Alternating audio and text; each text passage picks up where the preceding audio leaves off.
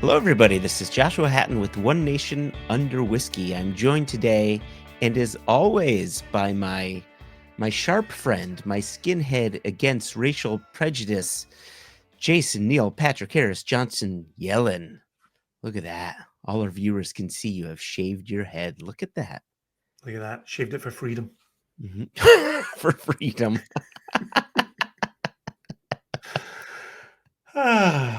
Here we are. This is nice. I feel like we're entering the home straight of 2025. We always talk about in our heads, we're always 6 months ahead. So as we sit here in September, we're thinking about March of 2026. True. And what spring means for single cask nation. And yet we also have OND, October, November, December, which has really become SOND. The big buying months of the year, the celebratory, the festive portion of the year. Indeed. And yeah, it's here. You've been traveling. Jess has been traveling. I'm about to start doing some significant traveling. It's yeah, it's happening, Joshua. Do you feel the same way, or are you kind of slowly easing out of summer? I mean, yes, I'm easing out of summer, but I feel as if that ease into SOND, there's that buildup, right? Where there's the preparation, there's the building of the calendar, calling people, setting appointments. When you're going to go out to this market, that market, who do you need to see? And there's so much preparation for September, October, November, December, where it used to be September was the month where you start setting that up. But because you so rightly point out that September has become part of that season, August has become your, where you do all that prep, right? And so you don't get to just ease out of summer. Summer really, you get a little bit of that crunch going on. Which is then when I feel like summer comes to a screeching halt at the end of July, when you're like, okay, August, what am I doing for the next 4 months? It's still hot, still muggy. That's partly the missing hair on top of my head. It's just so many weeks of ongoing warmth and being out hiking and being buggy and I just tire. I tire of the warm hair on the top of my head, and it just has to be gone. And it is. It's currently gone, but it'll come back. It'll come back over SOND. So yeah, you're sounding so old these days. Speaking of being gone, and speaking of the start of the selling season, you were gone for today's interview. I was gone for today's interview because I had a prior engagement. I was for anyone who thinks the podcast is his priority. I had other shit to do, I had already planned to go up to Two Guys Cigars up to Salem, New Hampshire. That's one of 3 shops that they have. And they, our listeners will know, and of course the fans of our cigars will know. Indeed. They are the retailers who we partner with for our cigars. And the reason that I was up there, I was with our cigar czar, Yoni Miller. And we were up there to meet Terrence Riley of Aganorsa Leaf because he was going to be there. This is for their big annual Two Guys Cigar Expo, right? And here we are. We've known Terrence since 2019, and so after 6 years of having a relationship with him, I've not met the guy before, not in person. That was tough when you meet people before a global pandemic. Right? It really curtails the beginnings of that relationship. I really feel like COVID was like a big wet towel on the whole, meeting people thing. It was. You are correct. so I wanted to meet him. I wanted to, shake his hand. And what was nice about this is, we dumped our balcones to bottle it, put it Indeed. on the website, selling great guns. People are drinking it, enjoying it. Feedback has been phenomenal. It's been fantastic. I just had some last night, and then I had some more last night, which was nice. I did a And similar dance 2 nights ago. A little was followed by a little more.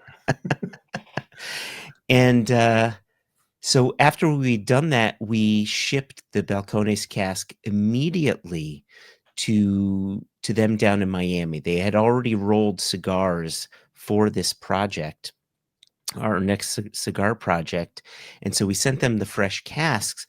And what they did is they started experimenting. Now, viewers will see I have 3 different bags here, 3 different cigars. And let me really get it on camera here. And so what you'll see is one of these was this cigar spent 1 day in the cask. This cigar spent 1.5 days. By the way, this is Yoni Miller's handwriting, which is just shit. Like, you could barely read it, Yoni. And then that is meant to be a 3. I don't know if you could read that, but that was the difference isn't obvious across. They could be gold, they could be blue. The internet is not doing the difference well. But where the difference lies, Jason, is on the nose of this cigar.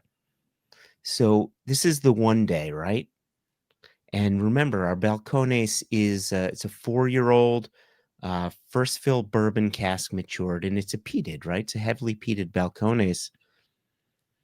And you're getting this sort of the sweetness from the malt, the sweetness from the oak, but this gentle smoke. There's already smoke on the cigar, and it's not even lit, right? And now that's just 1 day.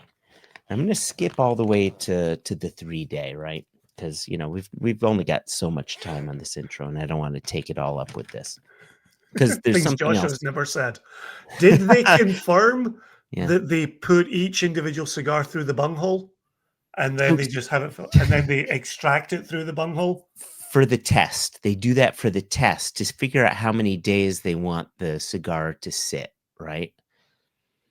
And so now for this is the 3-day one, there's far too much whiskey on this. Oh, interesting. Yeah. Wow, 3 days. Yeah, Holy 3 days. macaroni. Yeah, I think it's already overtaking like this beautiful warmth, this like beautiful warmth of the tobacco. There's too much sweetness coming through. And I think for any viewers watching this, it looks like a mustache. Across you look like somebody from Fat Freddy's Cat, one of my absolutely favorite comic books. But the curly hair, the square glasses, and the wide cigar mustache. I feel like Harry Carey right now. But that had to be called out. It just looks terrific. Really terrific. So I think the 1.5 days may do it, but really the big test is going to be in smoking the cigars and in seeing, right? It's just like we do with whiskey, does the nose, palate, and finish all line up? So we want to do what we need to just test the whole experience, from beginning to end. So the other thing that I wanted to mention was, this is the Big Two Guys Expo. And while we were there, I met some people, some Single Cast Nation members and listeners of the podcast. One name you may remember, because we've mentioned it on the podcast. His name was Kiefer. Do you remember talking about a guy named Kiefer? Of course. How many Kiefers have written in? Yeah, right. Exactly one. There's the one Kiefer, right? He comes from the Sutherlands. He's down in Texas. And the amazing connection to today's episode. Exactly.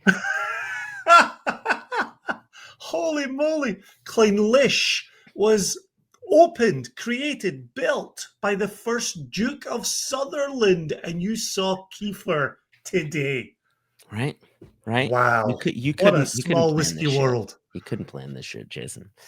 So good. So good. So good. Was he well? Yeah, he's doing well. He's doing Good. really well. He's Glad to hear looking it. good. He's a new father, so Oh, awesome. congratulations to That's him, his excellent. wife, his family. And I met his father as well, and we just had a really nice whiskey conversation, talked about balcones and other whiskeys that they dig. And his dad had this whole tour in Scotland, went up to Talisker, and Oh, fantastic. which I know you and Ewan talked about, which Indeed. we'll talk about in a second. So that Indeed. was really nice. And then we met one other guy who flew in from Kansas Hmm. with his wife for this expo, and he was like, "Oh, he recognized my voice. He recognized Yoni's voice, which is terrible, right? Yeah, from Where a do you hear dark Yoni's voice, nightmare. right? Yeah, exactly. So, yeah, That that sounds was like it a was good just time. really cool. Yeah, it was Wow. a good time. Yep. Well, as you can imagine, you were certainly missed from the interview. Thank you. We did have the Duke of Sutherland himself, Ewan Morgan, Duke in of the Sutherland. room today, in the virtual room, being his usual wonderful geeky self.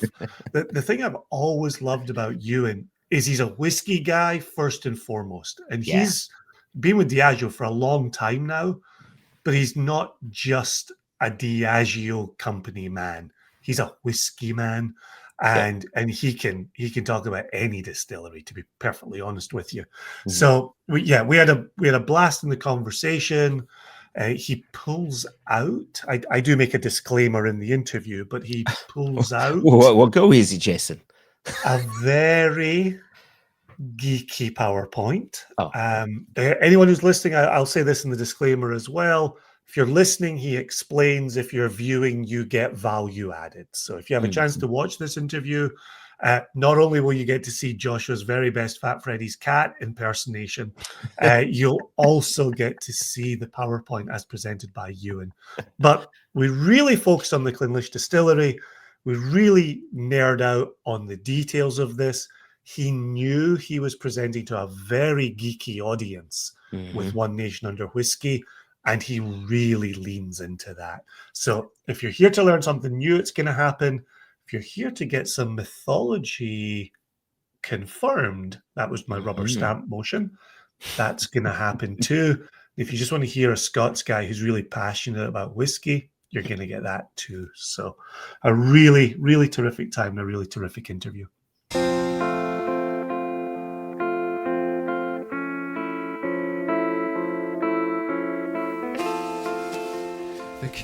Hello, Ewan Morgan, the head of Whisky Outreach and National Luxury Ambassador for Diageo. It has been, I checked my notes, 3 long years since we last had you on the podcast. That was, season 6, episode 4. And now here we are about halfway through season 9. So I know you're a busy chap. What have you been getting up to in the interim? Well, first of all, hello again, Jason. It's been 3 long years. I'm getting misty-eyed thinking about it.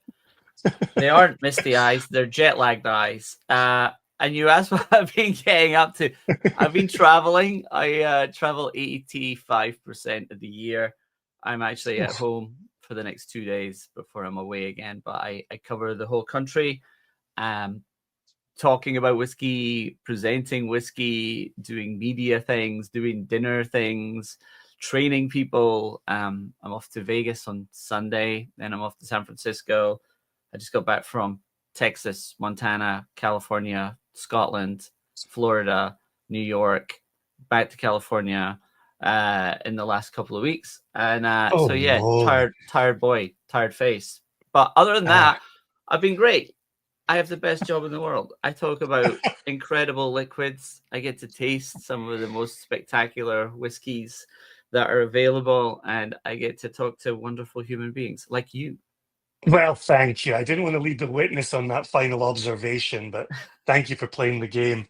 What have you been seeing in terms of whiskey circles and the circles you occupy? You're out there, you're talking to people, you're seeing consumers on the front line. What have you been observing over these last 3 years within whiskey circles? That's a great question. And Yes. things have definitely changed. I'm seeing different consumers for sure. People who are interested in Scotch whiskey coming from bourbon. I'm seeing quite a lot of that transition, and I'm sure you are as well. Mhm. And they're interested in the history, the provenance. Some of them are interested in collecting them as well, so as an investment asset. Mhm. So we're definitely seeing a pickup on that stuff, but a lot of it is just like people are just interested in well-crafted liquids with a genuine story behind them. And I'm not saying that bourbon doesn't, because it definitely does, but it's a Sure. different flavor profile. It's made differently. It's obviously made in a different country as well, so they get an opportunity to visit Scotland, and that's a big part of it. So seeing a lot of Scotch tourism, so people visiting our distilleries who want to see how it's made, who want to meet the people who make it as well. So the humanization of Scotch is another thing that's continuing to increase, and people have a genuine interest in people who make these wonderful liquids. So things have changed quite a lot. We're seeing a lot more experimental styles of whiskey coming out. We're seeing the utilization of different woods. Mm-hmm. You know, 10, 15 years ago, you'd have been looking at sherry or American oak, occasionally PX or Madeira or a wine, and now we're seeing all sorts from different forests around Europe, where we're using Hungarian oak, or things from Tronkai forests, or we're using casks from Ronzacapa in Guatemala to do finishes. And so it's definitely getting more experimental, but the core of it is still about making an incredible new make spirit, because that's the genesis point, and we're going to talk a little bit more about that as we go through this. But creating an amazing new make spirit, and then that is your kind of blank canvas that you can then manipulate with these cask types. So it's pretty exciting. What have you seen? I've definitely been seeing the need for, I've definitely seen the need to discover that new audience. And I think we've been in a place with the nation where we have some OGs who are ride or die single cask nation, and we love them to bits. But it's who's beginning their journey, who's just starting to ask questions about Scotch, and that's the place where I'm getting newly excited around this. Right, just like you're saying a second ago, I love the history. I love the people. I love the traditions. I love the geography, and we'll get into that today as well. But it's so much about the people who make this in Scotland, and then what gets sent out around the world. And to meet somebody who's a blank canvas, right? So someone who's just ready to say, "Tell me what I need to know about Scotch." You're like, "Oh, let me count the ways." So that's all vital, and I love seeing that. The experimentation for sure. We're definitely seeing a lot more heavy toast, medium char. We're certainly playing around with chinkapin, um, third red wine, the STR stuff happening as well. So it, Yeah. it's interesting seeing what does that do for flavor. It's not just another wrinkle, right? But what's the purpose of this? Why would you do that? That's the important thing for me. Yeah. But on that very topic of people, I did want to ask you. We're here today. We're going to focus on Clynelish. This is going to be a nerdy deep dive that we are super excited about. But I believe Clynelish is one of the 4 cornerstone distilleries with the Johnny Walker experience happening. And I Yeah. think round about the last time we were talking, those were just beginning to open or at least be worked on. How are you finding that? You mentioned whiskey tourism. How are those 4 corners working for you in Diageo? Extraordinarily well. Good. Because, not to try and make it sound myopic, because it isn't, but giving people these like clearly defined corners makes it much easier, because a lot of our customers have never been to Scotland before. So they do look for like a template, or they do look for like a guide or something like that that helps them formulate what they're going to do whilst they're in Scotland. And some of our distilleries are fairly easy to get to. So if you're looking at Clynelish, obviously it's way far north. It's not easy to get to. But if you're looking at distilleries just outside of Edinburgh, you know, we've got Glenkinchie, so they can fly in, and it's not far at all. But historically, it was only like the hardcore or the people who were doing like a tour of the Northern Highlands who would make that pilgrimage up to see Clynelish and now Brora. And now we're seeing a real uptick in people who are going out of their way to come and see these distilleries. And Talisker is not easy to get to, but Skye is obviously a tourist destination. Yes. So you've got by proxy footfall to go to those distilleries. And Talisker sees about 55,000 people per year, which is a lot of people. But now Clynelish, it's definitely becoming one of those destinations, which is really exciting because it's a real beautiful location. The liquid we were going to talk about obviously is stunning, and then they've got an option to visit the hallowed ground of Brora as well, which we reopened a few years ago after being dormant for 40 years. So that's an additional element that folks can do by appointment only to see a wonderful gentleman called Andy Flatt, who I was talking to earlier on. So yeah, it's really had an effect, and we've got a lot more people now who are talking about Clynelish, and I feel like I've been on a kind of evangelical crusade talking about Clynelish since I moved to the United States. We only have one official permanent SKU here in the US, which is the 14. We don't get the Distiller's Edition. For shame, Diageo. I have been lobbying for it hard for many years, but you know, we're seeing a huge interest in Clynelish, and from people who you wouldn't expect. I talk to like folks all the time, and I was just in Montana, and I was talking to a bartender there, and he was asking me, he's like, why don't we get more Clynelish? It's one of the best single malts I've ever tasted. And I was like, well, that's a good point. I'm trying. I swear, I'm trying. And he's like, well, Europe gets everything. I was like, well, they always get everything. But yeah, I'm trying my hardest. Is there a philosophy behind Clynelish only having a 14? You know, I think of the years where Oban only had a single official offering, but then there were the jumping off points for the Distiller's Edition. Is there a sense of eyeballs? Is there a sense of focus there where you want your consumer to dial in on the one part of it?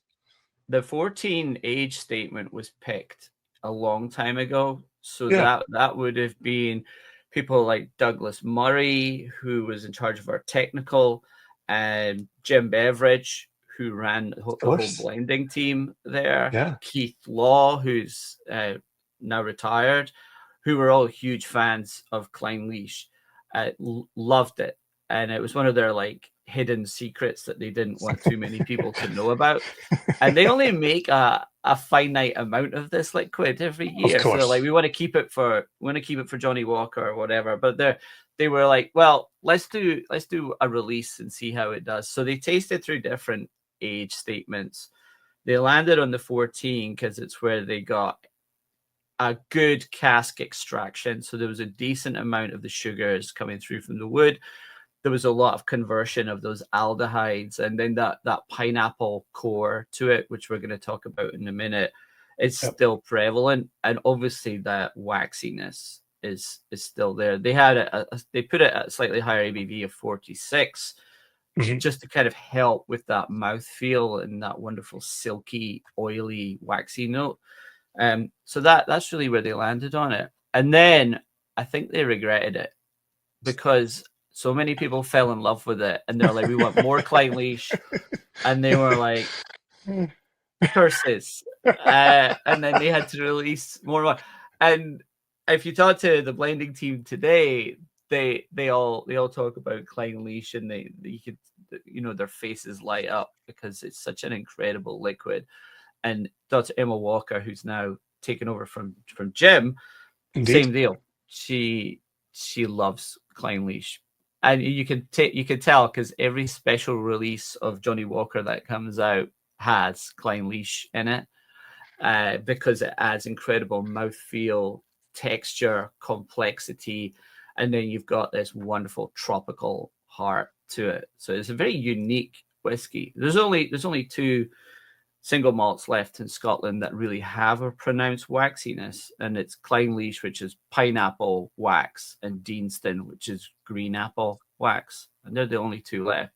Whereas historically, a ton of them would have had that, and we'll talk a little bit about where it comes from in a minute. But you know, Talisker used to be very famously waxy, no longer is. So if you were looking post World War II, up until 70s, 80s, a lot of single malts had that waxy character to them, and now only 2 remain. I love that you bring that up, Ewan. This is why it's always a pleasure speaking with you. Is when Joshua and I were talking about the Clynelish that we've been working on, and we're talking about waxy, and we're talking about that distillery being known for it. I was asking myself the internal question of who else is doing this? Who else has this? And so the fact that you're on today saying Deanston, we definitely have a soft spot for Deanston, and I know we have a wonderful listener, Flo, who is Deanston through and through. Mike at Travel Bar is Deanston through and through as well, in Brooklyn, in case anyone's listened to this outside of Brooklyn. And so when you meet Deanston folk, they make themselves known. But the thought of us only having 2 waxy profiles in Scotland is kind of shocking, especially with what you're adding on about the history of waxiness. So I'm also a big fan of the Deanston as well. They produce some incredible liquids. And my friend Brendan McCarran was running that site for a while, of and course. I was lucky enough to go around there with him and a few other friends a couple of years ago, and we had a wonderful insight into the production process, as well as looking at the new make spirit, both old new make spirit and new make spirit, after he'd kind of tweaked things a little bit and increased the fermentation times to ramp up that apple fruit note. So I'm a big fan of that distillery. That's awesome. Well, before we get you paid by Diageo to talk about Deanston, let's have you on Clynelish. And the thing I'm going to say here is you have brought arguably the world's nerdiest PowerPoint, and I'm so appreciative. If you're viewing this on YouTube, you're going to get to follow along. You're going to get to see the slides. If you are listening on the audio version of the podcast, please, Ewan is a professional. Ewan is going to describe these as he goes through. This is absolutely going to work on audio. But if you want the little additional bonus, go seek this out on YouTube. It's under Single Cask Nation. You'll also get to see his sleepy, puffy, jet-lagged eyes. And you're such a charmer. You will know the commitment he has made to speaking with us this day. I have no excuse for my sleepy, puffy eyes. So you at least, sir, have a very good reason. So, all right. Don't make it weird. Too late, mate. Too late. Here comes the PowerPoint. Here comes your first slide to the stage here. Okay. So we were talking a little bit earlier about this, Jason. I was like, is this too nerdy? No, not for this audience. Again, knowing our audience. So I wanted to talk about this. So I'll preface this by saying the last time I presented these slides was in 2018 in Atlantic City for a thing called FlavorCon, which was about 300 flavor scientists from the food and drink business. So both soft drink, alcohol industry, the people who come up with Doritos flavors, etc. So PepsiCo were there, and Nabisco, and all of these large flavor houses were there. So I had to try to explain how we manipulate flavor in Scotch whiskey, and a lot of them were quite new to this, but they're all scientists, so they could kind of get a grasp of this. But I will explain this. So at Clynelish, as opposed to Brora, its sister distillery, which is just across the road, we use shell and tube condensers as opposed to Brora, which uses worm tub. Worm tub, I think you've all spoken about before, will give you a much heavier spirit because you're going from a vapor phase back to a liquid phase very quickly. You have less copper contact. So copper works as a purifier. And so you'll get a much heavier, more robust, slightly sulfury liquid from that. So think Mortlach, think Dalwhinnie, and you'll kind of get a good fix on what that kind of spent match sulfury note is, which provides a huge amount of flavor and also a really nice contrast between, you know, what the new make spirit style would be, which is like either fruity or malty or whatever. Then you're just adding that kind of funk to it. Yeah. I'm going to use the word funk quite a lot today because it's pertinent, not just because I like the word. Yeah, all right, George Clinton, settle down over there. Deep fries, go with that shake. Okay, so here, some of this might not make any sense, but it will in a minute. So the black bars here are copper stills, and the paler bars here are stainless steel ones. So if you look over, you will see things like DMS, and then you look over here, you'll see DMTS, and you'll see this huge variance in there. So DMTS is what it falls under a group of chemicals called mercaptans. They have a very sulfury note to them. Some of them have an off sulfury note, which is more like boiled cabbage, which is not a flavor profile that you would lean towards. But DMTS is dimethyl trisulfide. And copper actually works as an incredible purifier for this. So if you look at copper under an electron microscope, it's not smooth. It looks like steel wool all meshed together. Nice. And what that does is trap these compounds. They fall into it and get stuck. So the more copper contact you have, the less sulfur you have. And we also are looking for a maximum amount of copper contact at Clynelish. In the same way, we're looking for maximum copper contact at Lagavulin. And we're doing a longer distillation runs, and we've actually reversed the still sizes. So typically you'll have a large wash still and a small spirit still. It's flipped in both of these distilleries. So we're looking for a maximum by 1,000 liters on both of them, actually. So we're looking for a maximum amount of reflux, a maximum amount of copper contact, and then using shell and tube with copper pipes in the inside of it to really purify it. So what we're looking for here is a light, bright spirit. And that's why we use shell and tube here. Right. So we're really wanting to emphasize that fruit core, that pineapple core, which we're going to talk a little bit more about in a minute. But that is why we're using shell and tube condensers specifically at this distillery. Very quick one for you, Ewan. As you bring up the comparison to Lagavulin here, and we know about the aggressively down-facing line arms at Lagavulin, what kind of angle are we talking to the line arm at Clynelish? It's not as pronounced as Lagavulin, but it definitely will go. It will swan up, and then it does have a decline on it.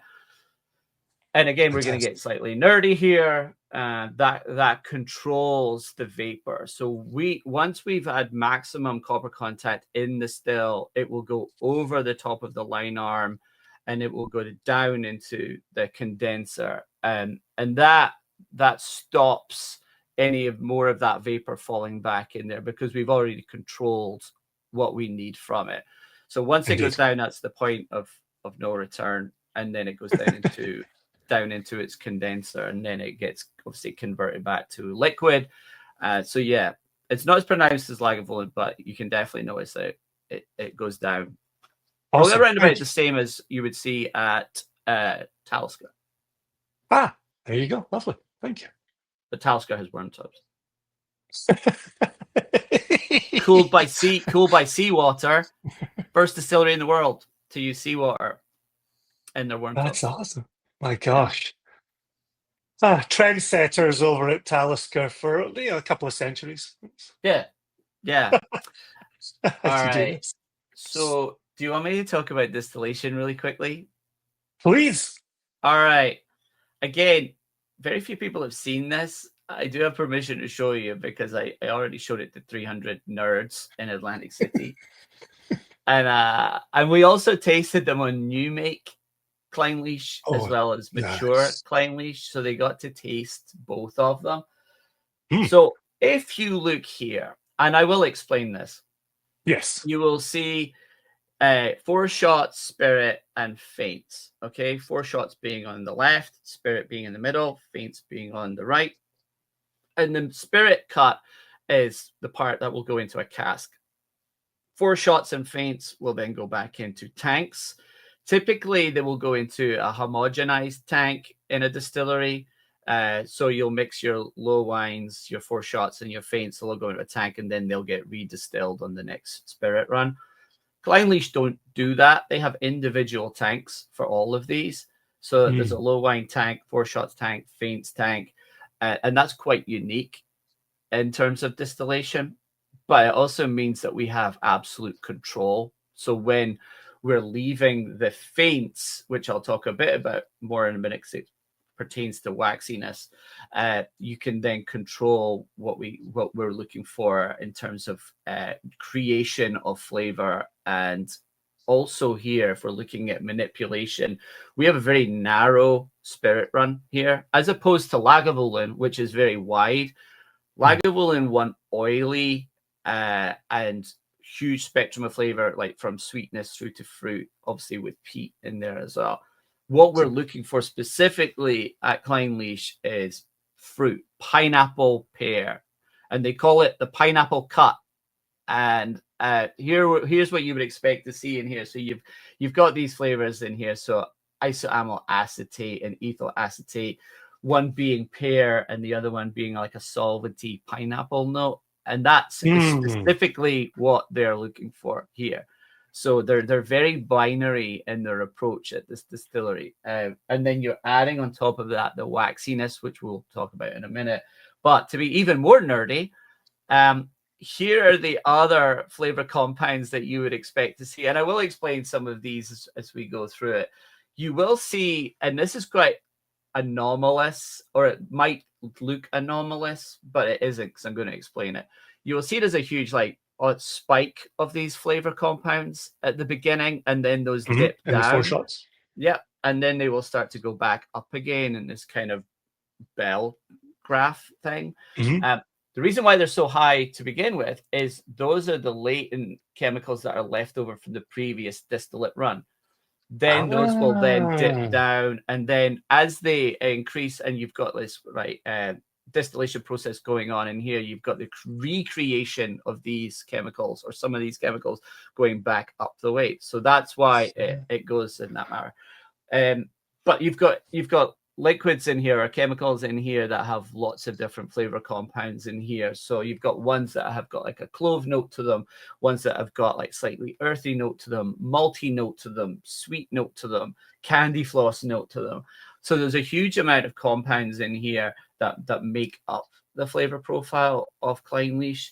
And if I jump to the end of this, if you're looking at a bottle of Clynelish 14, you will see in here, it's at 46. So 53.9% of that is actually water. Then you've got alcohol makes up 46%, and the 0.1% is all of the flavor. So it's a tiny, tiny percentile. And you can see over on the right-hand side, if you've got very good eyesight, which I do not, especially not today, you will see all of those chemicals that I was talking about in here, everything through from whiskey lactones, which will give you that nutty coconut note, through to things like your dimethyl sulfides, which will give you that slight vegetal note, because there's always going to be a tiny element of that. Copper doesn't get rid of all of it. Then you've got things like your grassy notes, which is your hexanates and things like that. And then you've got that kind of medicinal note. If this was, you're always going to get a slight medicinal note, because cresol, phenol, or phenols will come from the cask. So even though you have no peat, you've got charred oak in there. And once you carbonize oak, there's a process called pyrolysis. You will get phenols. So if you ever hear these like whiskey nerds, and I've heard them ad nauseum going on like, oh, it's phenol free, no such thing. If it's been in a cask that's been toasted or charred, there's going to be phenols in there. Interesting. So there you go. Interesting. There you go. Gosh. The other thing I was going to talk about is manipulation. Yes. Cask back to the wood, right? Yeah, back to wood. So we have templates for all of the cask types that we use. This is first fill American oak hogsheads. We have them for like refill, rejuvenated. The same deal with sherry. We have them for all of our variances of sherry casks, PX casks, Madeira casks, etc., etc. And what you're looking at here is the timeline of what we would expect to see. So if you look here where it says immaturity, that's where it's new make spirit. So if you start off at top left, that's like the genesis point. That's new make spirit going into a cask. Over time, the immaturity will go away because of the toasting or char on the inside. So like a wooden Brita filter, effectively, you're removing a lot of the impurities and it becomes softer, less of those harsh new make spirit qualities in there. And then, as you can see, you've got maturity coming in here. And what would you expect to see from first fill bourbon? It's vanilla and sweet. And that's what you're seeing here. We have these templates for not only all of our distilleries, but all of our cask types. So we know with a fair degree of certainty of what they're going to taste like at what age in what cask type.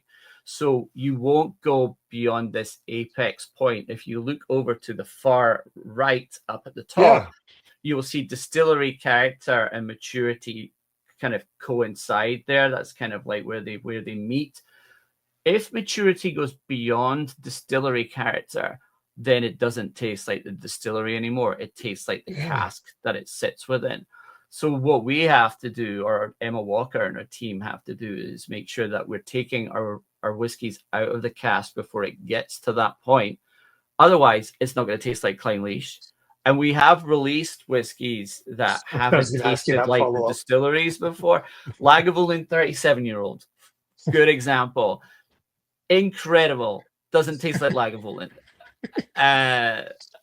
So, and that was like, that wasn't by design or anything. That was a point where they went and tasted that cask and are just like, oh, this is the cask is starting to dominate here. So we're going to have to release this. And the distillery character will remain constant. The only thing you will see that will change with distillery character is the perception of smoke. So if this was Lagavulin, for example, the smoke would be way more subdued than it would be midway through this point here. If you went beyond this, then smoke gets pushed back. And it's not because phenols go away, it's because they get masked by other things that sit within it. Gotcha. Yeah, I was really fascinated in looking at this and watching the way distillery character seems to be occupying about the 3 to 8, 3 to 12 kind of range, years old, I'm saying here, and then starts to pull back in that cask, this bourbon cask. Then if this was a refill, that would be a much longer timeline because it's a less active cask. Rejuvenated casks, and for the folks out there who don't know what rejuvenated casks, it's where we'll take something that's gone through probably 2 or 3 maturation cycles and then disgorge it, take the liquid out of it, remove the ends or the heads of the cask, scrape the char out, and then rechar them, which means that we get another maturation cycle out of it. And it also provides a different flavor profile. So you're going deeper into the wood, into like the red line of the wood. You're going to get more spice in there. So if people talk about rejuvenated casks, you're going to get more of a spicy note from them. Where if it's a first fill cask, I'm talking about American oak here. If it's a first fill cask, then you're going to get way more of that kind of hubba bubba, bubblegum, vanilla sweetness from them. American cream soda, maybe? Yeah, I just wanted to say hubba bubba. I know you did. And you said it very well. So I'm curious. I know you've got the slide for the bourbon. Even if we could just speak broadly, if possible, what do you then see with some of the sherries? And how important is sherry to Clynelish? With the 14, not. But we do casks of sherry casks where we put Clynelish into it. And we've done experimental casks where we've done where we've taken a sherry butt and we filled it with 50-50 mix of Pedro Jimenez and Oloroso. So you've got those two contrasting liquids in there. So you've obviously got that raisin note, and then you've got that rich, like molasses note that's going to come through, that figginess. And we'll fill those up. We'll let that cask saturate, and then we'll disgorge it, and then we'll put liquids, Clynelish New Make, into it. So we do sherry cask and PX cask Clynelish, and we do have like just Oloroso and just PX out in our warehouses as well. So the differences between the two, obviously you're going to get that really nice sweet note with that pineapple. So it's almost like a Scotch pina colada when you taste the 14-year-old, albeit with that wonderful waxy, oily, silky note to it. And that's why I love it. And then if you taste it in sherry, it's a very different beast. It's like fig Newtons covered in candle wax with a little bit of kind of a raisin. It's like almost like apple strudel raisin note in there, which is very unique, and it's absolutely spectacular. I'm salivating thinking about it. I was just discussing apple strudel notes with a friend the other day, and it was like, yeah, absolutely. Apple strudel and whiskey is a special note. Such is the parlance of a whiskey nerd. It's when you get the fig Newton surrounded in wax, like that's when you know you're speaking to a specialist audience. Like I once said to somebody when the palate went waxy, I was like, yeah, it's like after you've licked a candle. And they just looked at me like, how many times in a day are you going around licking a candle? Like, I'm sure there's a subreddit for candle lickers out there. If you can imagine it, Ewan, it exists on the internet. I'm not going to look for that, by the way. So I know we're talking flavor here. We're talking shell and tube condenser. We're talking the role of the cask here, and sherry and bourbon. And I want to come back and spend another little minute on this waxy, just so that we're all speaking the same language here, because I do feel like in whiskey circles, and we're as geeky as anybody, we're proud to be as geeky as anybody, you get a few kind of rumors around where the waxy comes from. And it's, insert your own distillery here for your own effect. But I read in passing about resin buildup on the faints receiver. Yeah. And I wonder how much is that true? And then B, how much does a distillery ever want to take ownership of a story like that? And how much is mythology taking the place of science? And I know you're a worldly chap and a learned chap. Where do you fall on that Faintian mythology and science? Well, it's true. It is the faint receiver. We heard it today. And I asked when I onboarded with Diageo 15 years ago, there was a wonderful gentleman called Keith Law, who was one of the flavor scientists and blenders at Diageo. I asked him that question. And he was like, we've done a lot of study into this. There's a certain element that we still don't fully understand. But I said earlier on that Clynelish is individual tanks. So it has an individual faints receiver, low wines receiver, 4-shots receiver, etc. Within that faints receiver, that liquid is left there for a reasonable amount of time. And what happens in that period of time is you get a buildup of fatty lipids and amino acids. Those will then clump together and stick to the side of the tank. And it looks like black sludge. And that is exactly what they call it. They call it the black sludge. And what they will do is keep that there, because it's that fatty lipids and it's those amino acids that they'll actually separate themselves from the ethanol. So they actually sit separately. So they're hydrophilic. hydrophobic, sorry. So they sit as a separate entity to it. They don't incorporate. So if they were hydrophilic, they would incorporate into the mix. Indeed. They sit separately. So when you taste this on the palate, they actually coat your mouth. So you're getting these fatty lipids, these amino acids bonding on your palate, and then they're coating your palate, and then you're getting the flavor profile coming through from the spirit.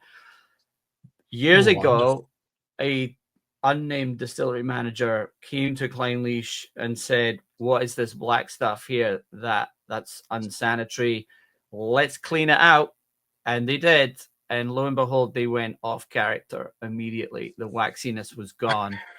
And it took them a number of months to go back on character. And since then, when they clean those tanks, and when they still do clean them, they will take some of that black gunk and put it into containers. And then once they finish cleaning it, they will then reintroduce it back into the tank. It's very odd. It's very not in keeping with like a modernist way of making whiskey, but it's what makes Clynelish, along with its long fermentation, so 80 hours plus. They're doing a long fermentation there. They have a larger spirit still than wash still. Then you've obviously got the waxiness coming through from this unique way of storing our faints. You absolutely took the words out of my mouth there, which is, it's amazing that we can be sitting here in 2025 removing the black sludge and then reintroducing the black sludge, because that's what makes Clynelish, right? Yeah. Like the fact that we haven't endeavored to find a chemical process or a bit of science, or the twisting of a swan neck on a still or anything like that. It's just no, mate.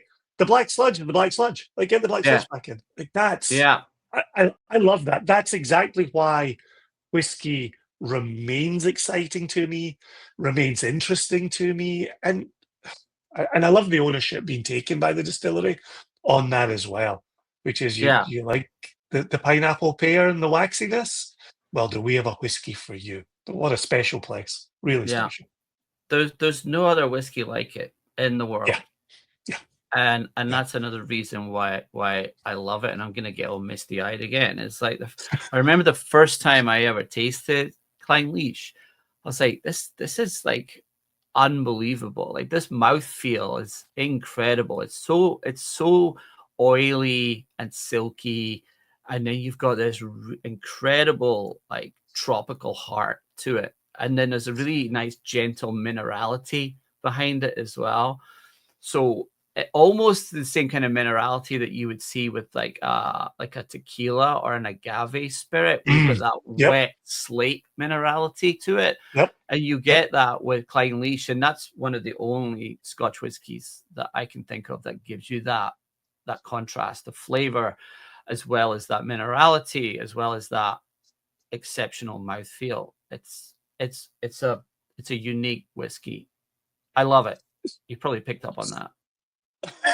Yeah. Tell us how you really feel, Ewan. And so I'm really curious, given what we've been saying a moment ago about Emma Walker, given what we're saying about Johnny Walker, given what we're saying about the role Clynelish plays in the blend here, when you're tasting Johnny Walker, how much of that Clynelish are you getting in there? How noticeable is that for you? To me, it's pretty noticeable. It's all at first you get the mouthfeel. As soon as I get that silky, oily, then I know there's Clynelish in there, and then you will sometimes pick up on that tropical note as well. And then I talk to Emma quite frequently, and we kind of bond over our obsession with this distillery. And if you look at any of like the innovation stuff or the limited edition stuff that comes through, quite frequently you will see the inclusion of Clynelish because of what it lends to a blend. Smoke obviously is a is the trademark. You know, that wisp of smoke is the trademark of Johnny Walker. But I would say that along with Cardew, which is going to give you that typical Speyside style, so that fresh cut grass, that green apple, that malty note, you're getting this really nice wisp of smoke, which typically is coming from Kalila in terms of the standard line. But then, you know, we're also looking at using Port Ellens in there, Broras in there, with some of our newer creations that are coming through. So like Johnny Walker 52, we'll see the inclusion of these hallowed smoky whiskies, as well as incredible grain whiskies like the Cali from Edinburgh. You know, we've got Johnny Walker Vault coming out soon, and the previous Johnny Walker Vault had 1977 Caledonian in it as well. And again, if you want to come back and talk about some of my favorite whiskies, the 40-year-old Caledonian, which came out in 2017, still in my top 5. It's like Werther's Originals on crack. It's spectacular. But yeah, I digress. But yeah, so it's part of that kind of that special sauce. I think Clynelish lends so much character, mouthfeel, and flavor that it really, it's like it's a blender's dream come true to have. And that certainly makes sense. As we're talking about this distillery today, as we're exploring the flavors, as we're exploring the textures, it sounds like a blender's dream come true. And it really sounds like a little goes a long way as well, which I'm sure because of the mouthfeel, very happy. Right? Yeah. So it's a relatively new distillery as well. So a lot of people think, right, you know, 67. 67 was when Clynelish, the new Clynelish, was built, and then they obviously renamed the old one Brora in 69, and it produced smoky whiskies to make up for the shortfall in smoky whiskies. Kalila burned down. So from 69 to 77 is the age of peat at Brora Distillery, whereas at Clynelish, they're producing this very high quality, waxy, fruity spirit. So two very contrasting distilleries that sat side by side up until Brora closing in 83. And then obviously we reopened it in 2021, and very excited when that reopened. I'm very lucky that I've gotten to visit that distillery on a number of occasions as well. So very lucky is today's understatement. Because of your geeky knowledge, Ewan, I was reading my first edition Michael Jackson Whiskey Companion this morning before meeting with you. And any chance I can read Michael Jackson from 1989, I make sure I do it. And in that little paragraph that he writes about Clynelish, he talks about it being present in a blend called the Real McTavish. And I'm really curious, given your level of knowledge and your time in and around this industry, have you encountered the Real McTavish? No, I have not. I have read about it. Okay. I have never seen it nor tasted it. Right. But Clynelish has been part of blends for a long time. So not only in Johnny Walker, but also in Bell's, as well as White Horse. So they used it for the same reason they use it in Johnny Walker, as for texture as well as fruit characteristics. But yeah, no, the Real McTavish has eluded me. Yeah. Let's find some. That's exactly my takeaway from this is, we have to find some. Also in 1989, Clynelish was a 12-year-old at 40%. Was the offering there. So I love that Diageo have a 14-year-old at 46%. I definitely like that 6% increase for what's being achieved with the single malt now. Yeah, it makes a huge difference. A lot of people think there's only 6% in ABV there, but as you know, what a difference that can make in terms of the backbone of it, and also helping to propel the flavor compounds that sit within it as well. So it's night and day when you taste them. And I've tasted the older one versus the current one, and there's so much more character and so much more aroma, and the mouthfeel is amplified as well. So there's a big Makes great difference. sense. That little tweak in ABV makes a huge difference. Yep. No, I absolutely heard on that front. Just to get you out of here, it's so easy to sit and talk to you, Ewan, and it's so easy to just geek out with you. And so thank you so much. And You're those gonna make me slides from blush. 2018 are brilliant. Well, if I can't give you the most amazing whiskey you've ever had, I can at least make you blush and give you lovely compliments. But we started out talking about the last 3 years since we spoke to you. Hopefully, it won't be 3 years before we speak to you again. But in case it is, well, what are you seeing in your crystal ball over the next 3 years? What's on the docket for Ewan? What's on the docket, for whiskey? What's on the docket as you continue to be with Diageo? What do you see, man? Well, if I had a crystal ball, which I don't, and I was looking into it, I would definitely see more interest. And we were talking about whiskey tourism earlier on.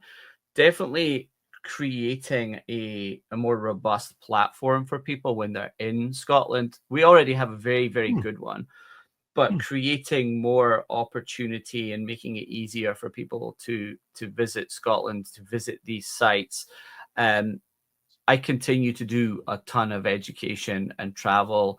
The increase in private client sales has increased exponentially over the last few years. So dealing with individuals on a one-on-one basis, or taking people to Scotland, and we have a thing called Johnny Walker Vault in Edinburgh, where people can actually work with Emma Walker to create a one-of-one blend for themselves. Oh my gosh. Yeah, that starts at £50,000. There's a large wait list for that, by the way. If anyone is interested, then let me know. But have some patience. And then obviously there's you know this, Jason. There's the constant need for education within the off and on premise. So talking to bartenders, bar owners, etc., chefs. We do a lot of dinners with chefs. And explaining to them, the world of Scotch and the nuances and the flavor spectrum and the history. It's an ongoing thing, because there's still a lot of people out there who don't know the difference between a blended Scotch whiskey and a single malt Scotch whiskey. Heard. So explaining that, the fundamentals before you get into like the nerdy stuff that we were going through, explaining the fundamentals is still a critical part of our jobs. And for them to then get that understanding, they then start to fall in love with it, and you're creating advocates for the category. And I'm not just talking about Diageo whiskies. I talk about all whiskies, and I talk about whiskey as a category, and having them have their eyes open and their palates open to this new world of whiskey is kind of what excites me on a day-to-day basis, is watch people's faces light up when they taste something that they thought would taste like Band-Aid. I get that all the time. I think all Scotch tastes like Band-Aid, and then they taste something that has this kind of a wonderful honey note to it, this really nice gentle sweetness to it, and then they're like, oh wow, I didn't know that Scotch whiskey could taste like this. So I think we're kind of these evangelists out there who are out on this relentless crusade to turn America into Scotch aficionados. And there's a lot of them out there, but there's a lot of ones who don't know that they're going to be, and we're the ones who are there to convert them. No, I love it. The sermon is over. I agree with you. Yeah, but I agree with you wholeheartedly.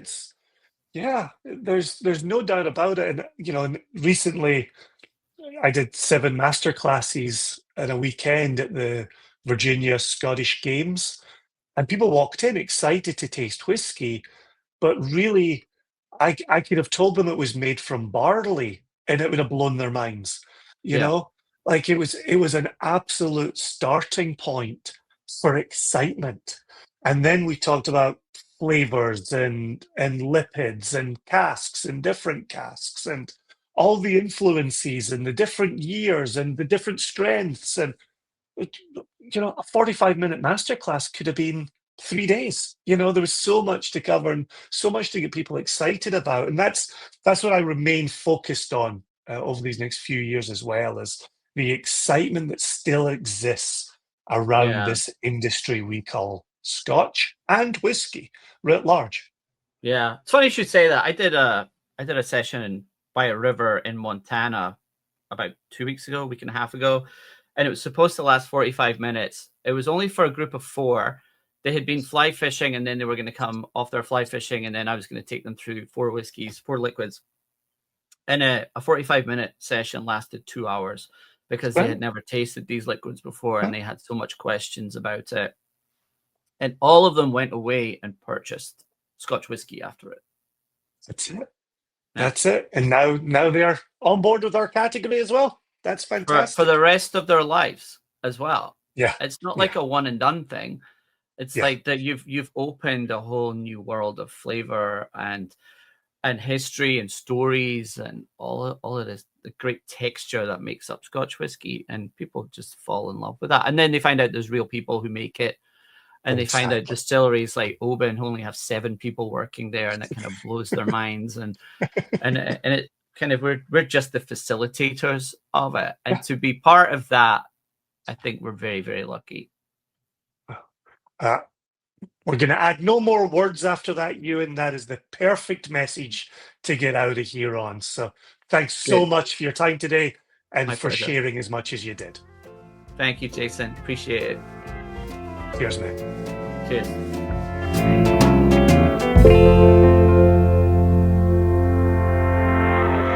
Joshua, if you will join me in raising your SCN Clynelish to the memory of the Duke of Sutherland, Ewan Morgan, and all who may dine upon him. It was a time. It was absolutely a time. And for everything he was saying to make sense of the Clynelish that we have bottled for the nation, e-commerce, singlecastnation.com, here in the US. When we talked about cask maturation, when we talked about distillery character and how does that shoulder up against cask influence, absolutely made me think of what you and I talk about all the time with a distillery still shining through. Yeah. And even when the cask maybe takes over a bit more, it's still a good whiskey. But you just need to acknowledge that there's maybe less distillery character happening in that moment. So, cheers. Cheers. Yes, right. It's like that first sip, it was just full on pineapple, just tinned pineapples. I love that. The fact that his PowerPoint had a pineapple on it, like that was so cool, so fun. And again, talking about pineapple, talking about pear drops, the candy that I talk about a lot, being some of those higher notes.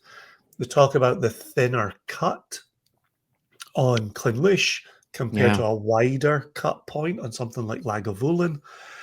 It's everything I want the conversation around whiskey to be, and speaks to decisions that are being made at a distillery. Right. I say that. You and I have talked previously about the waxy characteristic. Sure. We've talked about the faints receiver and the collection of fats in the faints receiver. Having that confirmed by Ewan, what did you think of that moment? I honestly thought,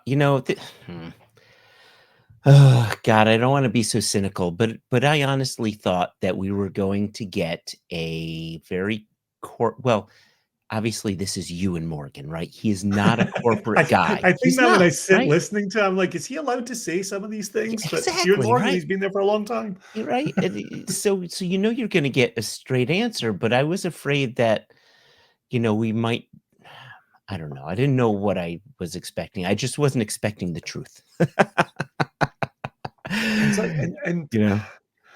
it's one of those funny ones where you hear about getting a new still and putting a dent in it so that it matches the old, and that has more than a whiff of the I don't know which word to insert here, but a bit of the apocryphal about it.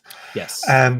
Whereas when someone says yeah, we're dealing with the black sludge, and yeah, we clean it, but then we make sure some of that black sludge goes back in. And the last guy who cleaned and didn't put it back in changed the character of this distillate, right?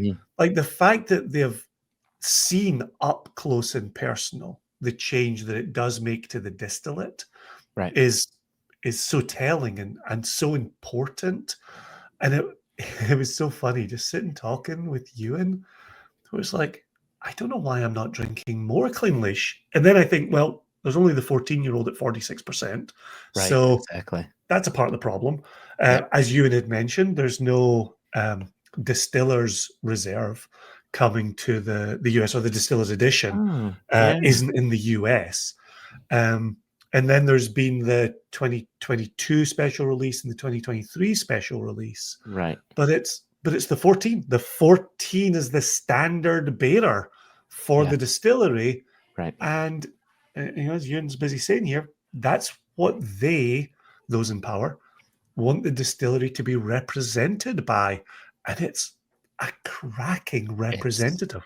It's always solid. You can always count on it. It absolutely represents the distillery. It's pretty much the same whiskey each and every time you grab a bottle. And it's a flawless little whiskey. Yeah. Well, and I would say this, which you and I have said since we founded the company, but I think in this instance, the measure of an independently bottled Clynelish is that you grab it, and you and I grab independently bottled Clynlishes from other producers, other independent bottlers, because any chance you get to see another side or another cask from that distillery, you absolutely grab that with two hands. Yes. And so I'm really happy to see this being offered up to the nation for $120 a bottle. It's absolutely the right price, and I could not be more proud of this whiskey, even if I tried. Yeah. I want to say one last thing about your conversation and just Ewan in general. I really love how much he leans into education. Right? It's just it's there's so many people who have this view of Diageo as the Death Star. And actually that is the nickname of Diageo by so many cynical people. But he's out there as the face of Diageo, and he's there educating. He's there really laying it down for people who want to listen. And I've got so much respect for that, for him. And I think 100%. It's just so important. 100%. And it's interesting for me because obviously he and I are both Scottish. Obviously, we're both born and raised over there. We both make our full-time homes here in America. We take responsibility for Scotch very seriously. Like this isn't just another product out in the world. This is our home spirit. That means something. Yeah. But I feel like I'm an independent bottler. I get to talk about different distilleries all the time. That my remit is talking different distilleries. He's a Diageo man, and well, sure, that gives him access to about 30 distilleries. Some of those are much more front and center than others. Sure. But again, just like today, we briefly talked Deanston, right? Deanston was of interest to him, right? Yeah. He's a Deanston fan as well as he's a Diageo guy. And so that to me is always the measure of somebody is, sure, there's this entity paying your salary, paying your bills, signing your paycheck, but you're a whiskey person first and foremost. And that is second to none. So a big cheers to Ewan for making time for us, for really going into a geeky dive in the way we like to do geeky dives. Yeah, we'll always reach out to him. It might have been 3 years and it might be another 3 years, but we're always looking for him wherever we find ourselves. Yeah, that's a good point. I think you mentioned it in your conversation with him. What was it? Season 6, episode 4 was the last time? Confidence in numbers over there. Absolutely. Confidence in numbers. There you go. That was a fun conversation. Yeah, if you haven't checked it out, please do check it out. It was such a wonderful conversation, and I was lucky enough to be part of that one. So, well, this episode goes live September 17 globally. September 18, we're releasing our latest Single Cask Nation Clynelish on singlecastnation.com. If you're watching us here on the YouTubes, we also have a tasting video for that if you'd like to learn more about it. If you're listening to this in your car, please feel free to make your way to the YouTubes, look up the Single Cask Nation channel.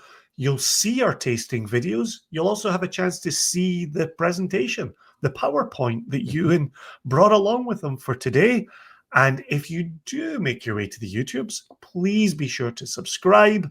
That way you'll get the latest information on tasting videos, releases, episode drops, I think the kids say. that's what they call it. Yep. You'll get the latest drops information. And again, it's another way for us to communicate with you. We're all busy people. We're busy. You're busy. We're all pulled in different directions.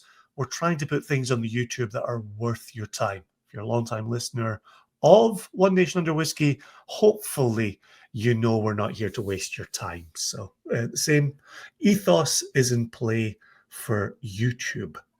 I believe it's .com. Am I getting that correct? YouTube.com? YouTube.com, which I think is short for company, maybe. .company. Oh, maybe it's .ltd.company for limited company. Yeah. Apparently, if you put YouTube into Google, it'll take you to the correct YouTube. Oh, God, it's so funny how you really like to lead with you being a Luddite about this whole social media online stuff, because talking with Yoni today, he was reveling in it. He makes as many memes. He watches our podcasts here, and he waits for you to make some sort of a flamboyant face, and then he does a screen grab and he makes a meme of it, a meme you'll never see. And that's it. That's it. I love that he doesn't feel the need for me to see it. That makes me the happiest. Also remember, the Luddites did destroy developments and technologies. I'm merely walking away and leaving the choice to use them to other people. If only other people would use them better, I think the world would be a better place. So much better. That's a conversation for my TikTok channel. And on that note, cheers, big ears.